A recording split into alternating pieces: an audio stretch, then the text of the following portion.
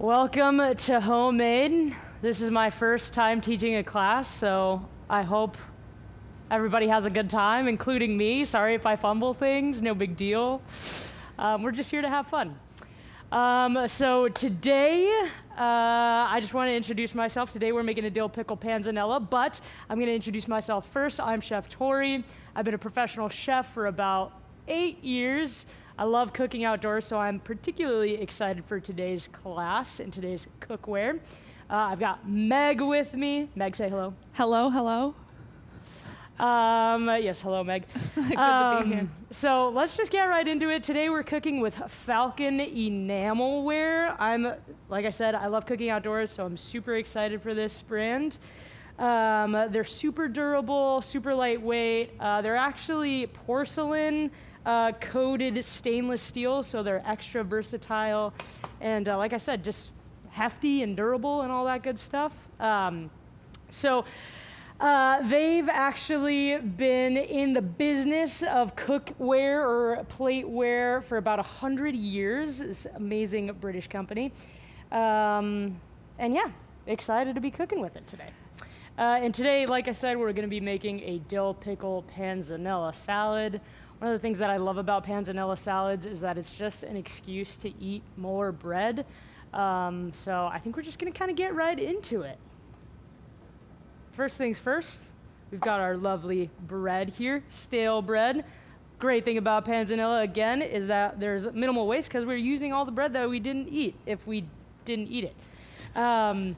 Which sometimes we do. Which sometimes we do, absolutely.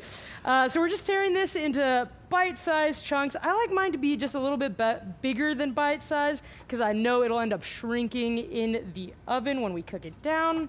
We're going to do about 4 cups. Sometimes stale bread can be hard to tear apart, so really put your muscle into it. Something about Falcon enamel that you didn't say is that it's really cute. Oh, yeah.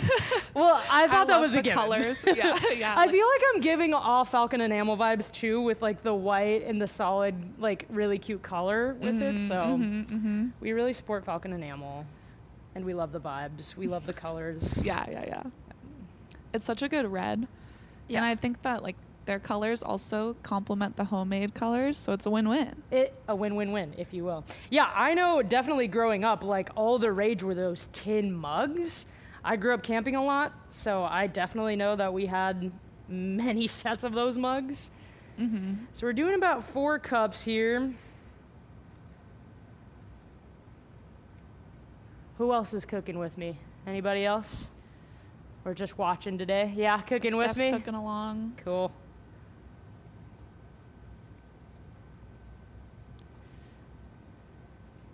I know last time I was here just to check the place out, I've actually seen some of your faces, so I'm excited to see a friendly face.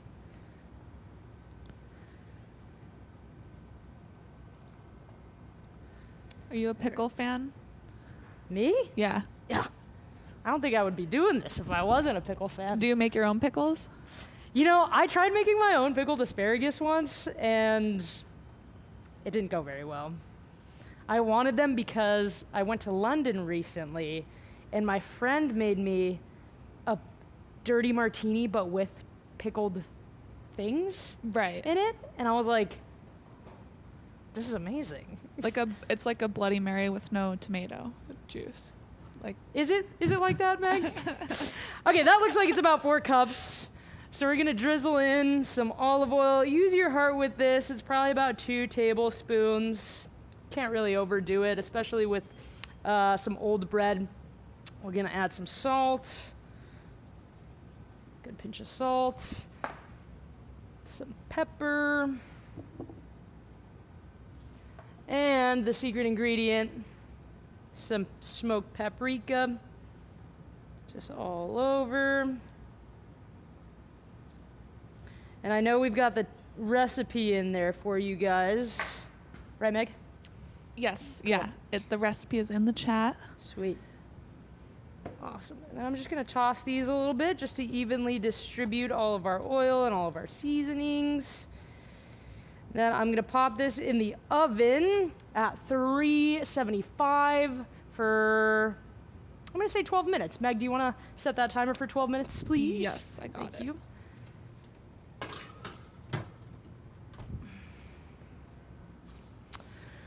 Okay, so the next thing that we're gonna do for our salad, all good salads need a good dressing. So we're gonna make an amazing dressing.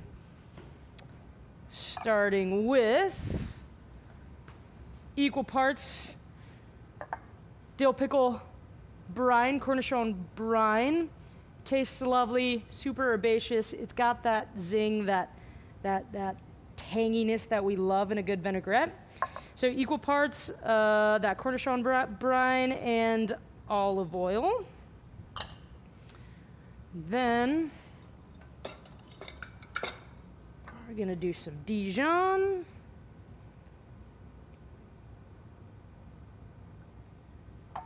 How would you describe, like, I think that cornichons are special, but like what do you think makes them different?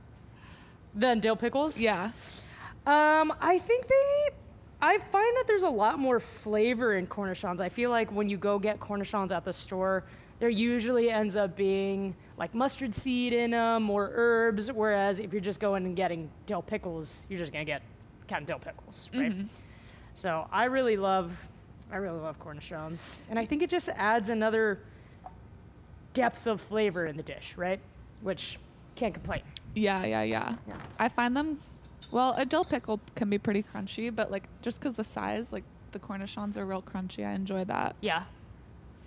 And then we're gonna add some lemon juice, about probably a tablespoon of that in there. We added some honey, we added some Dijon, again, that cornichon brine and that olive oil. I think these lemons are pretty rough, so I'm gonna add another quarter. Make sure we don't get any seeds in there. Easy peasy. Okay. And then we're just gonna whisk it up. Hope for the best. And then we'll add some salt and pepper to this in a second. That looks good. Again. So seasoning as we go is super important. Adding layers of salt into your dish, it's probably the one thing that I can always recommend as a professional chef to home cooks. It's really what always sets food apart, is adding in layers of flavor. And salt is just one of those things that really amplifies flavor, right? Okay, there we go. I'm just gonna taste this really quickly, making sure it tastes delicious. Ooh, it's really good. Oh, nice. Yeah, love it. Sometimes I surprise myself too. Like, I don't know, there's something about cooking, and you're cooking and you're making everything, and sometimes you forget to taste as you go, and then at the end, you taste it and you're like, oh, this is great. Well, I had no idea I could cook so well. Yeah. I feel like what just happened is a really good example of, like, you know, sometimes when you're like, is it good? Is it right? Like, you're in that moment of questioning whether, you know, you got whatever, the sauce right. Totally. But like when you have the, like, I saw your reaction and you just smiled and like that's how you know when it's right. If it makes you smile. Yes. Okay, so we've got that vinaigrette done. The next thing we're gonna do is blanch our green beans.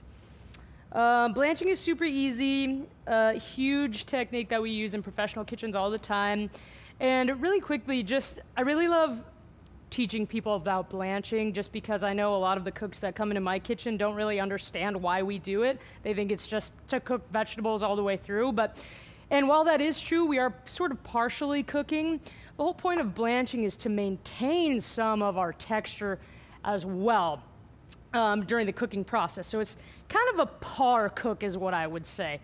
So we're gonna blanch these green beans for about a minute. The other thing about blanching too is it'll help retain some beautiful color, which is what we love in a summer salad. But the other thing is so that we're again adding salt through these vegetables, that may otherwise not pick up the salt as well as it could if it were not cooked and we were just sort of tossing it with salt. You know what I'm saying? So we're just gonna bring this up to a boil, which it's kind of simmering right now. Again, we're adding our salt directly in the water. That should be good. All right, and Meg, would you please set a timer for 1 minute? Thank you. We're just gonna kind of pop these around a little bit, make sure it's all evenly distributed, all the heat is distributed all the way through.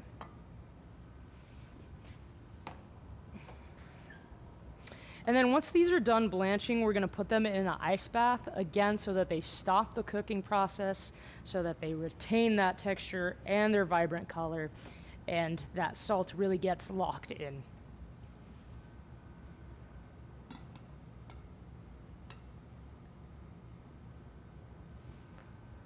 Who else is blanching with me?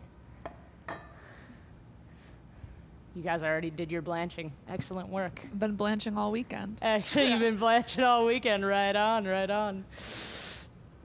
We got some feedback that the croutons are so good. The croutons are so... You guys already had them? Ah, not fair. I can't wait for them to come out.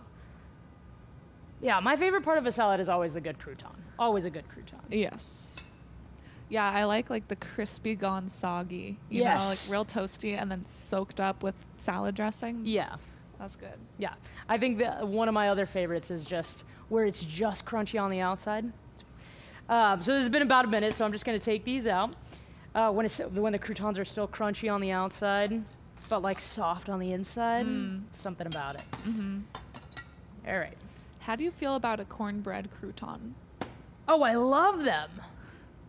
Me too. Who asked that? No, I did. Was that, oh. That was me. Excellent question, Meg. I was about to say, let's be best friends, whoever recommended that, but... okay, cool. So we got our green beans in the ice bath, and they'll just stay there until we're ready for them. We'll turn this off. And then we'll get right into our chopping. So we've got these really gorgeous goat cheese balls here. And I'm going to chop some dill, about 2 tablespoons, just to evenly coat them all. I'm going to save some of that dill to make our salad look extra fancy. But here, I'm just kind of piling it all together, being gentle so not to squish the herbs and bruise them up, but kind of just, yeah, really compacting them all down, doing our bear claw movement, as I'm sure you guys already know how to do, and then taking our time, gently rocking that knife through them until it's all nice and chopped. Then bringing it back, doing the same thing so that they're all nice and chopped up. Okay, fantastic. Then I'm gonna put our herbs right on top. So, funny story, when I first moved to Seattle, I got this job at this wonderful, wonderful Italian joint. And on our antipasto plates, we had these little goat cheese balls, very similar to these, a little bit bigger. But I cannot tell you how many goat cheese balls I've had to roll in my life, you guys. It is crazy. But now I'm a professional goat cheese ball roller, so can't complain about that. What's the secret? What's the... Love. No. Love is the secret. So I'm going to set those aside because we'll be putting those on top of our salad later. I'm going to wipe down my cutting board. I have a question for you from the chat.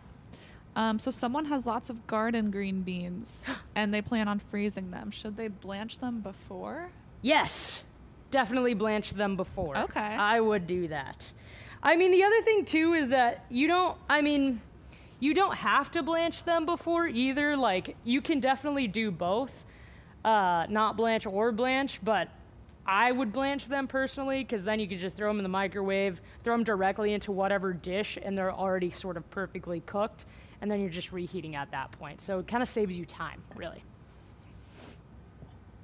Okay, the next thing that we're gonna chop are these cornichons. And, you know, I'm a big believer in tasting as you go. Quality control. Meg, make sure those taste delicious. You're right, they do have a crunchier texture about them. Yeah, so good. So I don't want to chop any of my little fingers off, so I'm just gonna, again, just a little bundle, just to be safe. I'd rather be safe than sorry. And this is not my personal knife. And I have this bad habit of whenever I'm using somebody else's knife, I always end up cutting myself. So I'm taking it extra slow, extra safe today. It's just, I don't know what it is. I think it's like a chef's curse. Whenever you use somebody else's knife, you're always bound to accidentally cut yourself. But none of that here.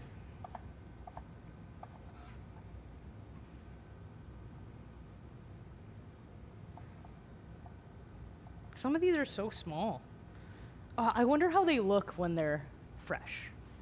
Cucumbers. Like little baby cucumbers. Yeah, and I do have questions about cornichons. Like, is that just a regular pickling pickle that's pickle that's picked?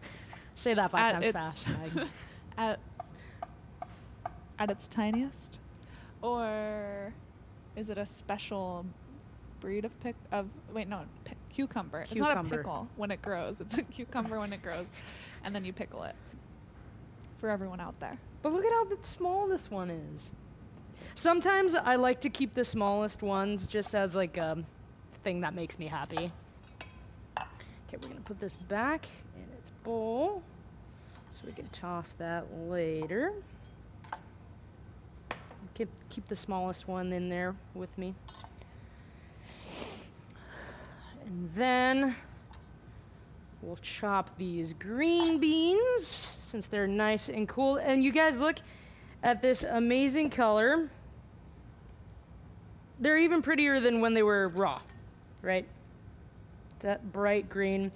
Sometimes usually blanching is between like 30 seconds to 2 minutes. I would hardly ever go over 2 minutes unless I'm like doing a lot of vegetables or like a lot of really thick vegetables or any other ingredient, but that's just me.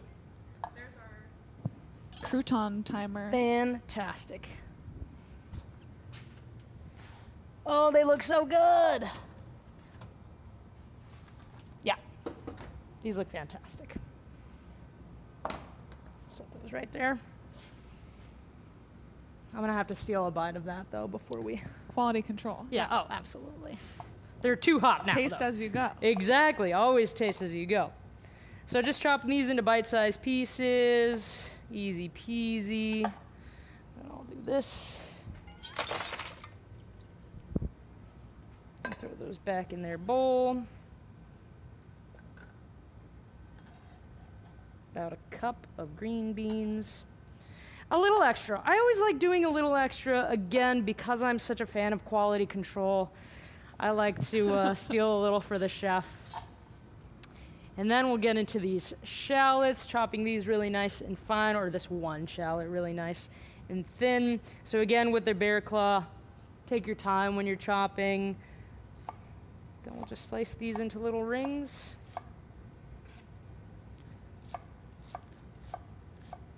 Why a shallot instead of, a red onion or a white onion? That's a great question. I find that shallots sometimes are a little less intense than red onions.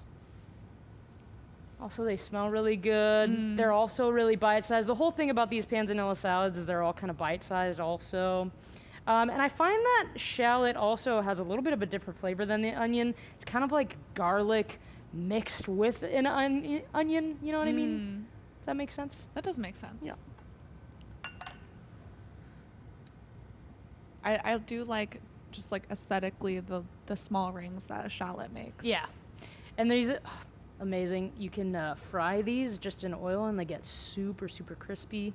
You don't even have to bread them or anything. Oh, okay. They just get nice and crunchy. A little topper. Yes. Cool.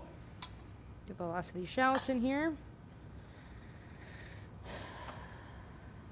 We're just gonna try this bread now. So good. Meg. Oh, thank you. You're welcome. Taste as you go, friends. So easy to do. I'm also gonna add a pinch of salt here. Talking about layering salt and I'm forgetting to layer with salt. A little bit of pepper on these goat cheese balls. All right, so let's get right into tossing our salad. It's so easy.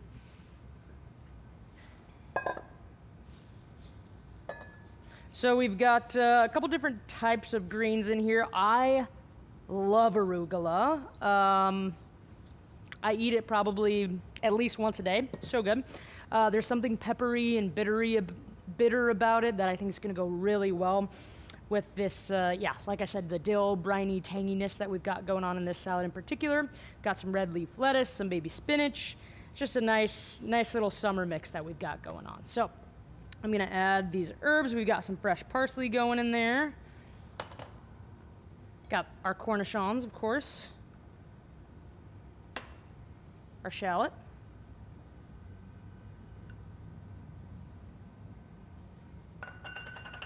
Then we've got, see, this is the other thing that I love about this Falcon enamelware is that this just came out of the oven, but this is already cool to the touch.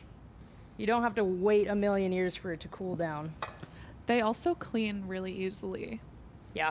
I cooked a whole chicken in one of those pans recently and like came right off. That's awesome. Right back to that clean white. It was nice. Love that.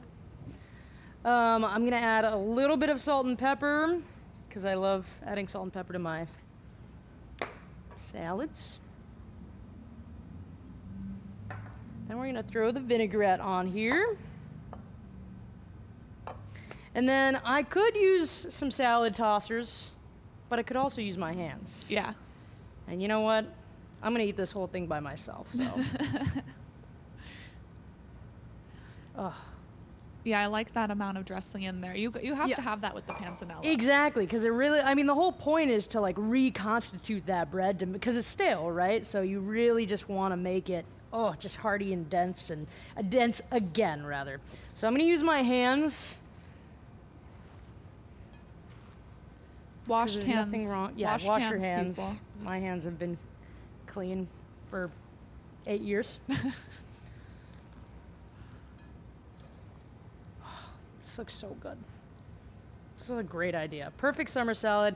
Like I said, I love cooking outdoors. I learned how to use a 900-degree wood fire oven professionally before I learned how to use a stovetop. So, yeah, I love taking stuff that is easily portable to like my summer cookouts with all my friends and all that. And then I'm gonna wash my hands now. Yeah, I need to cook outside again before the summer leaves us. Yeah. We had a couple of rainy days here in Seattle and it was scary. Yeah. I was like, oh no. Like it's already over. How is that possible? So we're just gonna put this right on this gorgeous plate.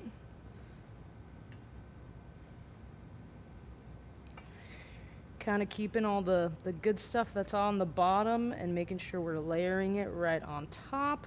Oh my gosh, it looks so good. I'm so excited. It's so green. It's so green and it's so pretty. And then put some of these goat cheese balls on top. If you want to move things around here and there. My oldest brother is a chef, and so when I started cooking professionally, he came up to me and he gave me these like little tweezers, and I was like, what are these little tweezers for? He's like, so you can just move things here and there, you know? I was like, why would I want to move things here and there? He's like, Tori, you eat with your eyes first. And I was like, oh, that's so true. And so now I always have that. Well, I eat with my eyes first, so I want to make sure everything looks nice and pretty and is evenly sort of distributed. We'll move that goat cheese ball right over here. We've got these leftover herbs right here that we'll kind of add on top. Oh, look how good this looks, you guys. Wow. I love a good salad. Boom. Look at that. Will you kind of hold it like up slightly so John can get it? Oh, yeah. Oh, there goes it. something fell. That's all right. It was a cheese ball started rolling. Look at that. We love it. I cannot wait to eat this whole thing by myself. All right. And then, But what if you get thirsty? oh, we're getting there. We're getting there. So I'm going to leave this here. I'm going to try so hard not to eat this because I'm also very thirsty. And we're going to make some cucumber lime agua fresca. Agua fresca, I'm Mexican. I was born in San Diego, and all my family is from Mexico, so I spent all my summers down there. And agua fresca literally translates to fresh water. It's very popular down in Mexico, especially when it gets so hot.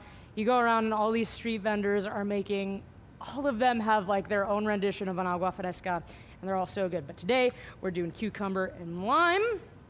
So we're gonna go throw our cucumbers right into our blender. Hopefully this blender is big enough. I'm sure it is. And you peeled those. Yes, and then I peeled those and then just chopped them up so that the blender doesn't have to work so hard. Is that because the peel is bitter, or like just so it's smooth? Like why? Yeah, I mean the peel can be bitter sometimes. I usually don't mind it, but the other thing about this is that the peel is gonna add a lot more pulp, and we're trying to reduce our pulp, and we really just want, it'll add this like sort of vegetalness to the water that we're trying to avoid, right? Because after all, it's supposed to be water, not a juice. Okay. You know? Okay. So, all right, so we've got our limes here. And then when we're zesting limes, what I like to do, instead of kind of zesting like this, just to keep it nice and contained, I will zest right into the little divot of my microplane. If you guys don't have a microplane and you guys are just using any other kind of zester, do it however feels comfortable for you. But then I can actually kind of see the portion that I'm getting. Another one of my first jobs here in Seattle, it was my interview, my working interview at this really awesome bakery. And I had to zest probably 200 lemons. So I'm very good at zesting lemons as well. Goat cheese balls and lemons. Yeah. But that was my working interview, is could I handle zesting 200 lemons? Yeah, I've definitely been there too. Like, plop the case next to you and Yeah, exactly. hands aching. Yes. You're unable to like unform the Yeah. claw. Yeah, exactly. All right, so we got both of these. And we don't want to zest it too hard. We're just trying to get that initial layer. If there's just a little bit, there's a little bit here and there, that's okay, because we don't want to get the pith. We'll actually end up taking the pith off of here before we throw it into our blender. That looks good to me. I'm also trying to avoid the super yellow stuff as well. And then what we're gonna do is take these off so our lime doesn't roll on us anywhere. And then we're just gonna kind of cut around to take that pith off, just because that pith can get really bitter.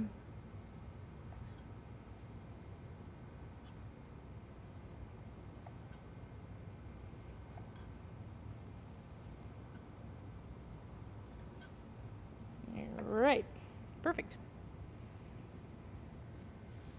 Then we'll chop that in half, throw that in there.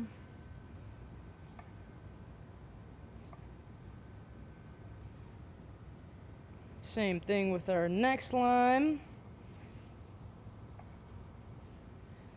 Who's drinking their water already? I saw a big jar of it. Is it so good? I think it might be just straight up water. Straight up water. Right on. So speaking of pairing, Yeah. you do a lot of pairing I do. at your job. I do. Like, what other side dish or protein, or like what else would you pair with this salad? You know what I would do? Oh my gosh. I would like, if I took this to an outdoor, get together, I would also bring a fillet of salmon and then have whoever's on the grill up some salmon and then flake it right on top. Oh, nice. You know what I mean? Yeah, that'd be nice. Yeah. All right. And then we've got some honey just to sweeten things up. Right into our blender. About 3 tablespoons of honey. I don't like things super sweet. You can add a little bit more if you want. Can you just scooch the blender over? Totally. Can you guys see it now? I feel like I'm on Yeah, that's Martha good. It's a Stewart. little more centered. There we go. All right, and then we'll add our water. Oh, so good. Look at this picture also. Look at how cute it is. I love it. Okay. Loud noises.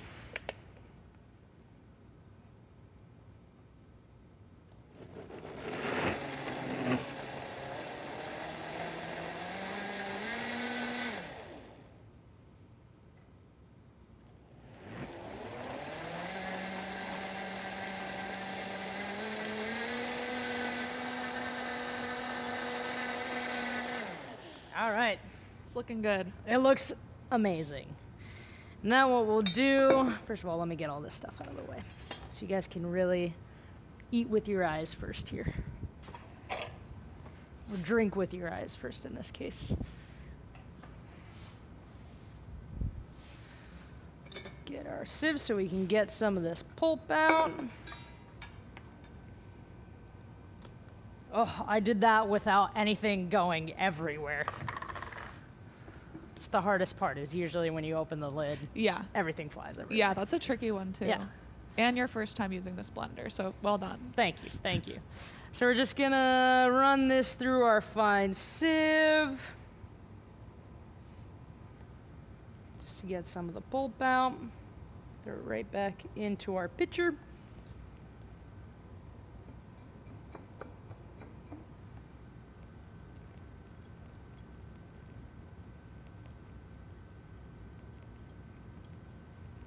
It smells so good. You know what I would also do if I were feeling spicy is add some jalapenos in here. Mm-hmm. That could be real good. Yeah. Real nice. Showing up to the picnic or outside gathering with that, like, Yeah. come on. Oh, yeah. Then I'm gonna let that go. And I'm gonna use what I was gonna use to toss the salad for some of this pulp. Just move it around, really get that liquid going out of there.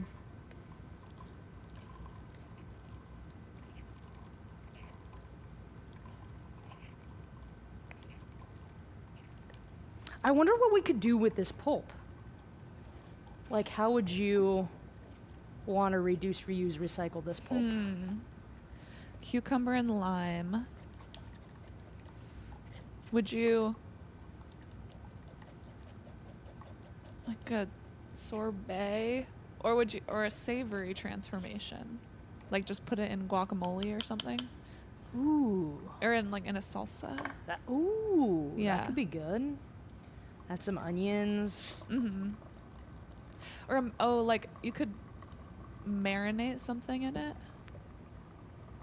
I was thinking you could like mix it with a lot of salt and then use that as like a cure for salmon since we're on the topic. Yeah. That could be good. I like that. Yeah. Do you guys have any ideas of what you would do with this leftover pulp?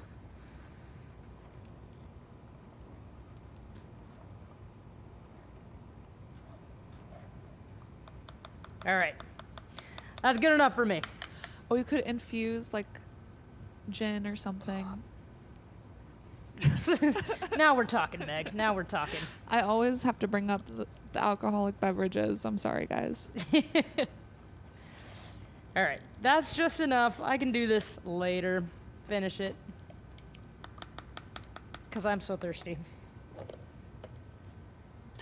Pour myself some. Ooh. It's so pretty.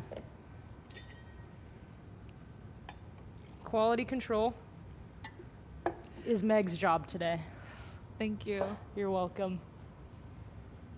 Cheers. Cheers. Yeah, it's lovely. That's really nice. Mhm. Ooh, yeah. Yeah. And I like with the fresh blended, like we have a foam top on it. Yeah. That's good. Yeah. Nobody's going dehydrated in this house, I'll tell you what. Yeah, this is like the original Gatorade, right? It is. All the electrolytes, come on. Yeah. All right, and now we're gonna plate my salad on my plate because I'm hungry. Taste a little bit of it. Oh, so good. A little bit of everything. Okay, here we go. Are you guys eating yet? I'm so excited. Let's try it. Mmm.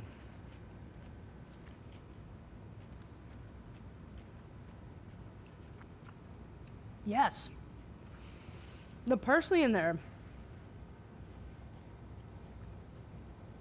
I love that herbaceousness from the parsley. And the paprika and the croutons gives it just enough spice. Mmm.